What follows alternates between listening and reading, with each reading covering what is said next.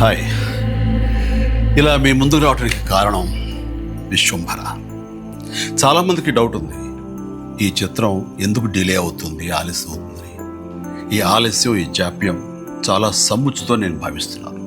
ఎందుకంటే ఈ చిత్రం సెకండ్ హాఫ్ మొత్తం విఎఫ్ఎక్స్ అండ్ గ్రాఫిక్స్ మీద ఆధారపడి ఉంది. మీకు అత్యున్నతమైన ప్రమాణాలతోటి, ద బెస్ట్ క్వాలిటీతోటి ఇది మీ ముందుంచాలి, మీకు అందివ్వాలన్న దర్శక నిర్మాతల ప్రయత్నమే ఈ జాప్యానికి ప్రధానమైన కారణం. ఎలాంటి విమర్శలకు తావివ్వకుండా శ్రద్ధాశక్తులతో తీసుకుంటున్న సముచితమైన సమయం ఇది. ఇక ఈ చిత్రం గురించి చెప్పాలంటే ఇది ఒక చందమామ కథలా సాగిపోయేటటువంటి అద్భుతమైనటువంటి కథ. ముఖ్యంగా చిన్నపిల్లలకు, మరీ ముఖ్యంగా పెద్దవాళ్ళలో ఉండే చిన్నపిల్లలు ఉంటారే, వాళ్ళని సైతం ఇది అలరిస్తుంది, వినోదపరుస్తుంది. ఈ సినిమా రిలీజ్ ఎప్పుడెప్పుడా అని ఎదురు చూసే మీతో పాటు నాకు కూడా సమాధానంగా యూవి క్రియేషన్స్ వాళ్ళు ఒక చిన్న గ్లిమ్స్ని మనకు అందివ్వబోతున్నారు.